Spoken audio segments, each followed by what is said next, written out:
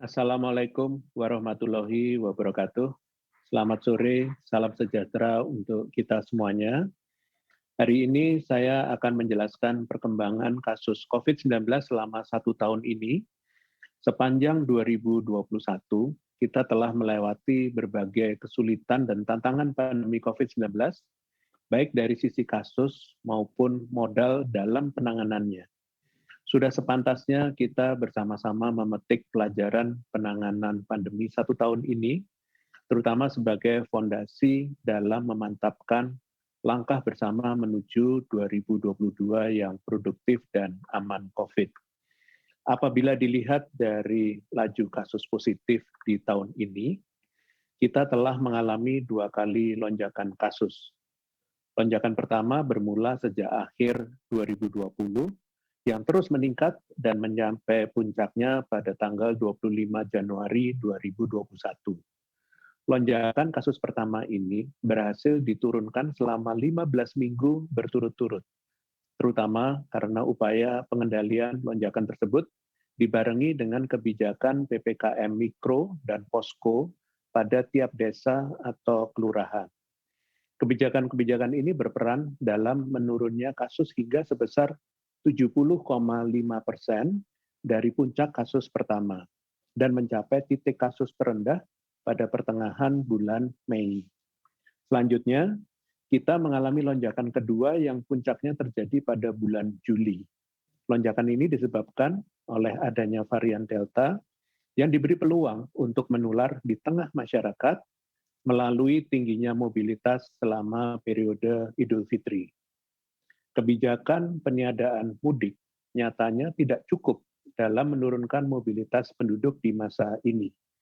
Alhasil, kasus melonjak signifikan hingga mencapai puncaknya sebesar 1.200% dari titik terendah pada bulan Mei, hanya dalam waktu 9 minggu saja.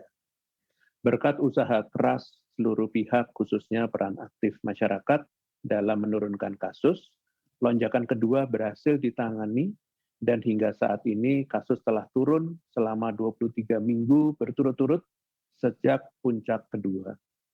Terlebih lagi, kasus telah berhasil diturunkan hingga hampir 100%, yaitu 99,6%. Jauh lebih rendah dibandingkan penambahan kasus positif pada bulan Januari, bahkan lebih rendah dibandingkan periode sebelum lonjakan pertama. Artinya, jika kita bisa mencapai 100% penurunan dari puncak kasus tertinggi tersebut, atau 0,4% lagi, maka tidak ada lagi penambahan kasus positif dan kita dapat bebas dari COVID-19. Selaras dengan kasus positif, perkembangan baik juga teramati dari segi persentase kasus aktif, persentase kesembuhan, dan jumlah kematian. Persentase kasus aktif yang sempat mencapai puncaknya pada lonjakan kedua hingga sebesar 18,84%, saat ini hanya berada pada angka 0,11%. Sementara persentase kesembuhan yang pernah berada pada angka terendah yaitu 79,28%, telah berhasil ditingkatkan kembali pada saat ini angkanya sebesar 96,51%. Dan tak kalah penting, angka kematian. Sejak awal pandemi hingga saat ini, sudah terdapat 144.063 orang yang meninggal akibat COVID. Dan ini adalah angka yang sangat besar. Di dalamnya mungkin saja terdapat sanak saudara dan orang-orang tercinta kita yang turut berpulang akibat virus ini. Di tahun ini, angka kematian harian sempat mencapai titik tertinggi pada lonjakan kasus kedua, yaitu merenggut 2.048 nyawa orang-orang di sekitar kita dalam 1 hari saja. Saat ini, pertanggal 27 kemarin, jumlah orang yang meninggal harian karena COVID-19 telah turun drastis menjadi 8 orang dalam sehari, dan bahkan pernah mencapai angka terendah yaitu 1 kematian dalam sehari pada tanggal 28 November lalu. Meskipun angka kematian sudah berhasil ditekan hingga sangat kecil, nyawa tetaplah nyawa yang tidak tergantikan meskipun hanya 1 saja orang yang meninggal. Selanjutnya, apabila dilihat dari positivity rate, yaitu angka yang menunjukkan banyaknya orang yang terdeteksi positif dari keseluruhan orang yang dites, Indonesia juga dalam kondisi yang cukup baik. Setelah sebelumnya pada puncak kedua, angka positivity rate sempat mencapai 33,25%, saat ini telah mencapai angka 0,07%. Di akhir tahun ini, jumlah orang yang dites didominasi oleh kepentingan screening seperti untuk syarat perjalanan. Hal ini menunjukkan bahwa kebijakan testing sebagai syarat perjalanan efektif mendukung aktivitas masyarakat yang produktif, aman COVID, dengan menghindarkan penularan antar wilayah. Meskipun demikian, akan lebih baik lagi apabila di tahun yang akan datang, kita terus meningkatkan cakupan orang yang dites untuk tracing kontak erat dan testing pada orang bergejala.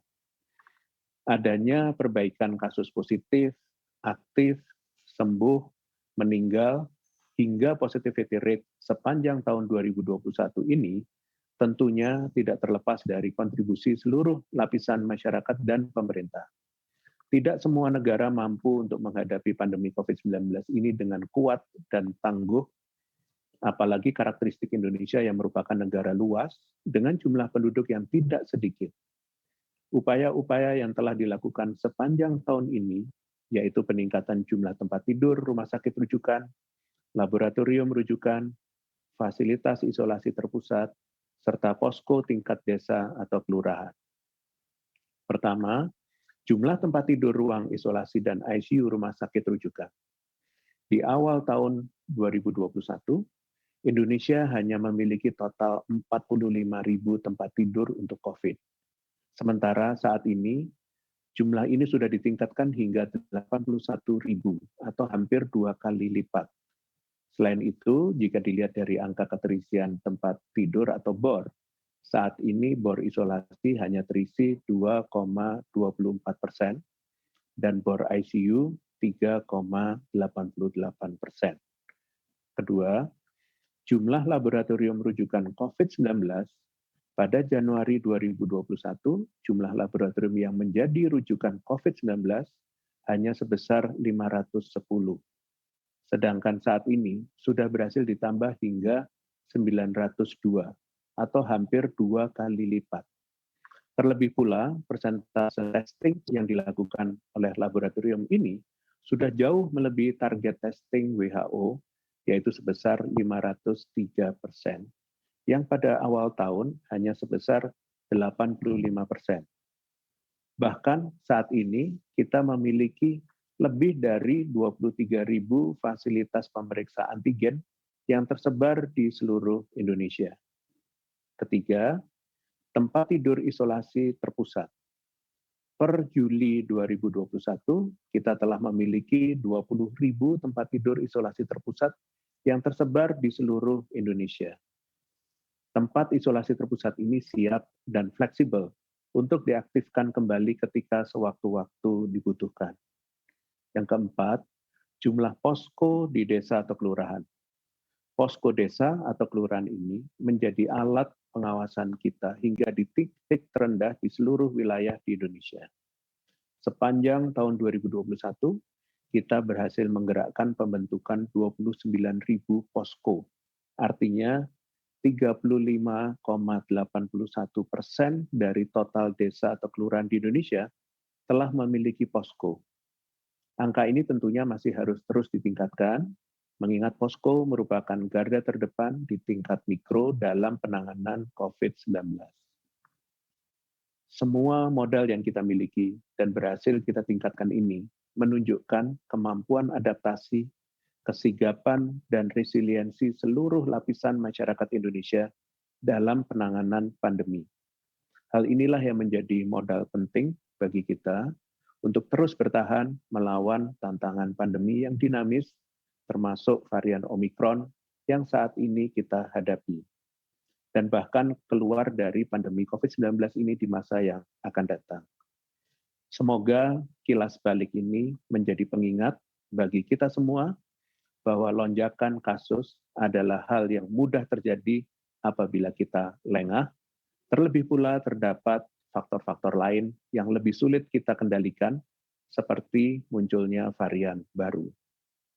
Ketika sudah terjadi, lonjakan kasus membutuhkan waktu yang lebih lama untuk dapat turun.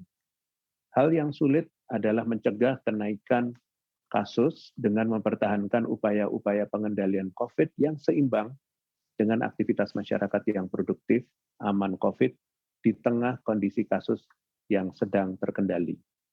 Kendati demikian, semoga menjelang tahun yang baru ini, kita tetap mengingat betapa besar dampak lonjakan kasus, terutama terhadap kondisi ekonomi masyarakat. Mempertahankan kasus agar tetap rendah dan mengendalikan kenaikan kasus sedini mungkin masih harus menjadi fokus utama kita di tahun yang akan datang.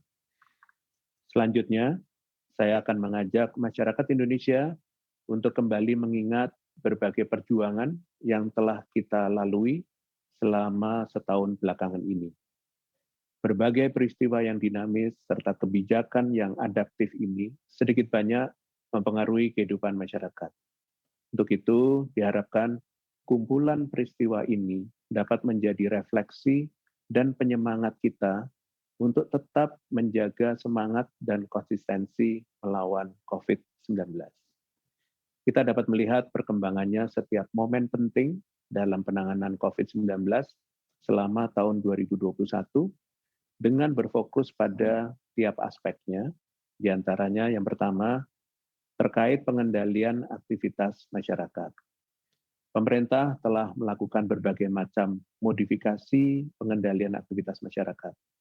Misalnya, untuk pengendalian COVID-19 per daerah, awalnya sempat dilakukan PPKM Jawa Bali pada bulan Januari hingga Februari pada beberapa kabupaten kota tertentu yang mengalami kenaikan kasus, lalu disesuaikan dengan perspektif mikro sebagai penanganan di hulu dengan penerapan PPKM Mikro dan pembentukan posko desa atau kelurahan. Lalu, saat terjadi transmisi komunitas yang menyebabkan ledakan kasus atau gelombang kedua di bulan Juli, sehingga mendesak adanya pengetatan melalui PPKM darurat dan pengetatan PPKM Mikro atau disebut Mikro Lockdown.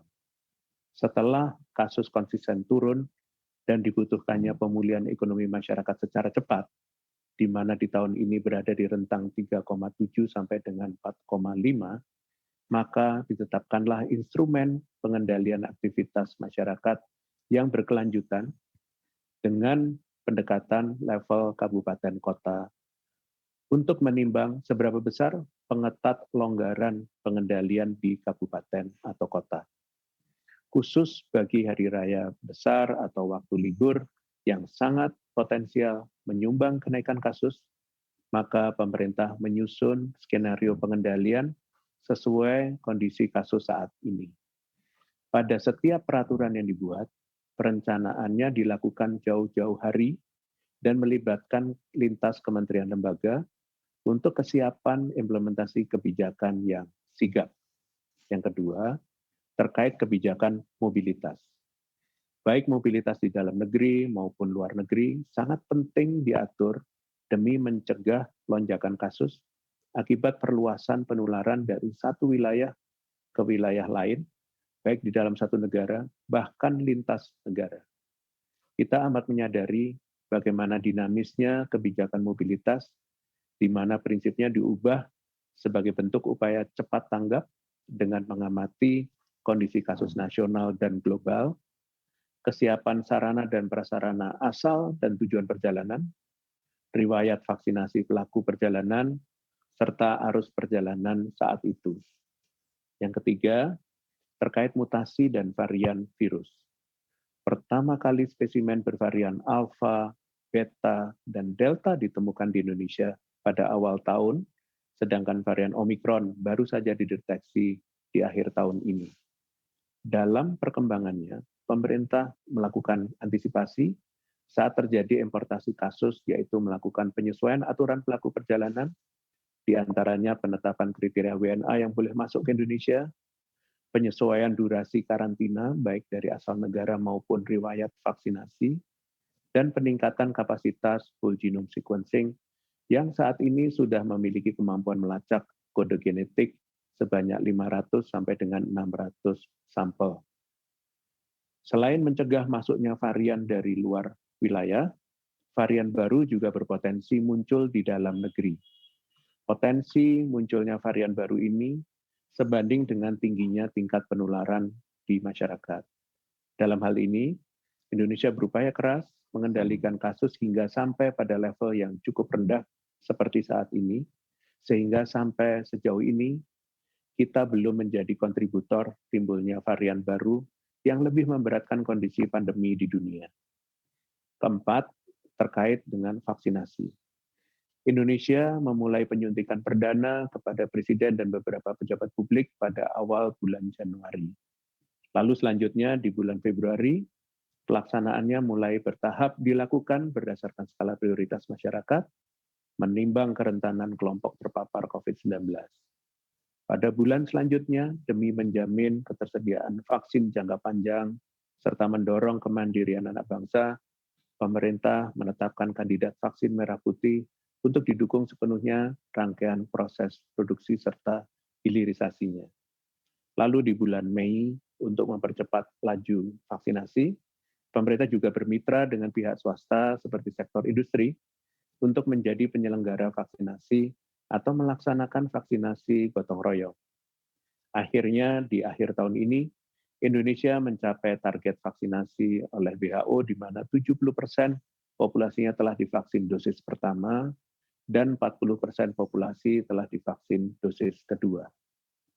Kita berharap pengalaman selama setahun ke depan menjadi pembelajaran ke depan agar kita dalam lebih antisipatif mencegah kemunculan kasus. Kasus yang terkendali saat ini adalah hasil pengendalian COVID-19 melalui berbagai modifikasi perilaku masyarakat serta kekebalan komunitas akibat vaksinasi maupun kekebalan akibat infeksi. Dengan ini, pemerintah hendak mengucapkan terima kasih pada seluruh elemen masyarakat yang tidak kenal lelah ikut serta mencegah penularan COVID-19.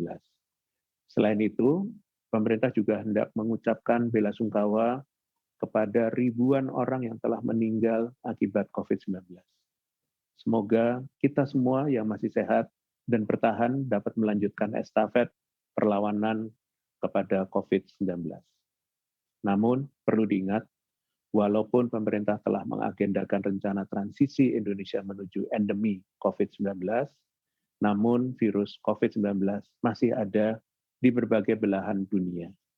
Untuk itu, perlu adanya perubahan perilaku masif bagi siapa saja yang belum menjalankan protokol kesehatan secara sempurna dan konsistensi bagi siapa saja yang sudah disiplin, karena langkah tersebut dapat menjadi kunci pemutusan rantai penularan. Jangan lengah, tetap waspada. Terakhir, saya akan menyampaikan beberapa informasi tambahan terkait penanganan COVID-19 di Indonesia. Hingga saat ini, kasus Omikron telah terdeteksi di 115 negara dengan total kasus lebih dari 184.000, di mana Inggris menempati tempat pertama dengan jumlah kasus Omikron tertinggi di dunia. Peningkatan konstan juga terlihat di Amerika Serikat, Jerman, dan Perancis, di mana jumlah kasus Omikronnya kini lebih tinggi dibandingkan dengan Norwegia dan Afrika Selatan. Di Indonesia sendiri, hingga dengan saat ini telah terdeteksi 47 kasus positif Omikron. Mayoritas kasus positif Omikron di Indonesia merupakan WNI pelaku perjalanan internasional, dan mayoritas ialah kasus tanpa gejala atau bergejala ringan dan akan segera di-tracing dan ditangani dengan segera. Melihat tren perkembangan kasus Omikron yang terus meningkat baik di tingkat global dan nasional, kita harus terus mengantisipasi agar penularan varian ini dapat ditekan seminimal mungkin di Indonesia. Hasil telaah data yang menunjukkan mayoritas kasus positif Omikron merupakan pelaku perjalanan internasional, maka mendorong pemerintah untuk mengetatkan pengawasan di pintu-pintu masuk kedatangan luar negeri utamanya dari negara-negara yang tingkat kasus Omikronnya terdeteksi tinggi. Satgas berharap masyarakat juga dapat mengambil peran dalam mencegah masuknya varian Omikron ke Indonesia. Transparansi data yang disampaikan oleh pemerintah terkait jumlah penularan Omikron hendaknya disikapi sebagai peringatan agar masyarakat tidak melakukan perjalanan ke luar negeri untuk alasan yang tidak mendesak. Sebagai penutup, dalam kesempatan ini, saya ucapkan selamat tahun baru bagi seluruh masyarakat Indonesia. Saya juga ucapkan terima kasih kepada seluruh elemen masyarakat yang telah dengan gigih berjuang melawan pandemi selama 1 tahun terakhir ini. Bentuk perjuangan masing-masing elemen masyarakat tentunya berbeda. Ada yang secara langsung turun sebagai tenaga kesehatan, rekan-rekan media yang menyampaikan perkembangan kasus tanpa lelah, dan masyarakat umum yang menjadi contoh bagi orang-orang di sekitarnya dengan menerapkan protokol kesehatan dengan disiplin. Apapun bentuknya, kerja keras masyarakat untuk saling menjaga dan membantu satu sama lain selama masa-masa sulit ini merupakan bagian dari kita perjuangan yang sangatlah berarti. Perjuangan kita belumlah berakhir, namun hendaknya kita menyambut tahun baru 2022 dengan doa dan harapan bahwa di tahun mendatang kasus COVID-19 di Indonesia dan dunia dapat semakin terkendali.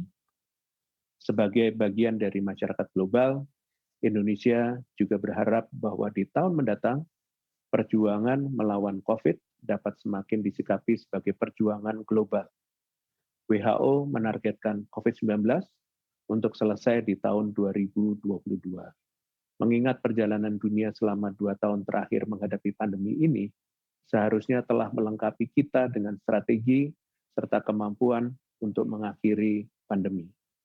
Meski demikian, salah satu cara utama mengakhiri pandemi adalah dengan memastikan vaksinasi diterima merata oleh seluruh negara di dunia dengan target 70% populasi dunia telah menerima vaksin COVID-19 di pertengahan tahun 2022. Target vaksinasi ini membawa tantangan tersendiri karena di tahun ini nasionalisme vaksin masih ada dan menyebabkan distribusi vaksin tidak berkeadilan. Mengingat hal tersebut, Indonesia berharap bahwa tantangan ini dapat diatasi dengan cepat dan tanggap, utamanya oleh negara-negara maju yang memiliki akses serta sumber daya vaksinasi yang jauh lebih memadai. Hendaknya, seluruh bagian dari masyarakat global dapat bekerja sama dengan menjunjung rasa kemanusiaan agar perjuangan global melawan COVID-19 ini dapat kita menangkan di tahun 2022. Demikian konferensi pers hari ini. Saya lanjutkan dengan sesi tanya-jawab media. Terima kasih. Terima kasih, Prof. Pertanyaan pertama dari titinmerdeka.com dan fitriliputan6.com. Pemerintah berencana menerapkan micro-lockdown untuk mencegah penyebaran COVID-19 di Indonesia. Bagaimana konsep micro-lockdown yang ideal menurut Satgas COVID-19? Terima kasih. Terima kasih pada merdeka.com dan liputan6.com. Pada prinsipnya, penanganan COVID-19 yang baik ialah yang menjangkau dari hulu sampai hilir sumber penularan COVID-19. Saat ini, kebijakan pengendalian COVID-19 yang masih terus diterapkan ialah PPKM leveling per kabupaten kota, di mana di dalamnya pun telah menghimbau pemerintah kabupaten kota menindaklanjuti penerapan PPKM mikro dan operasionalisasi posko pada desa atau kelurahan di bawahnya. Konsep mikro lockdown merupakan bagian dari PPKM mikro di tingkat RT dan tetap diatur dalam instruksi Menteri Dalam Negeri untuk membatasi kegiatan masyarakat secara ketat. Untuk itu, dalam implementasinya perlu kembali mengevaluasi kinerja posko, termasuk pencatatan dan pelaporan kasus. Untuk itu, mohon kembali setiap pemerintah daerah mengevaluasi kinerja posko di masing-masing desa dan kelurahan, dan masyarakat pun perlu ikut berpartisipasi agar implementasi kebijakan dapat berjalan baik di lapangan. Terima kasih. Pertanyaan terakhir dari Nafilah Detik.com dan Fitri Liputan6.com. Izin meminta tanggapan terkait klaim pasien Omikron yang lolos dari Wisma Atlet disebut sempat bepergian ke ruang publik. Apakah benar demikian?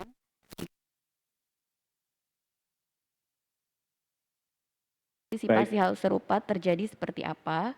Terima kasih, Prof. baik. Terima kasih kepada detik.com dan liputan6.com. Semua pelaku perjalanan luar negeri yang melakukan karantina di Wisma Atlet telah menjalankan karantina sesuai prosedur dan tidak diperbolehkan untuk keluar jika belum dinyatakan negatif pada saat exit test. Satgas menegaskan seluruh pelaku perjalanan wajib menjalankan karantina sesuai kebijakan yang berlaku dimanapun karantina dilakukan. Saat ini, fokus pemerintah ialah melakukan evaluasi berkelanjutan terkait pengawasan karantina sesuai surat edaran Satgas yang berlaku. Terima kasih. Baik, dengan demikian konferensi pers pada sore hari ini berakhir. Terima kasih atas perhatiannya. Selamat sore. Wassalamualaikum warahmatullahi wabarakatuh.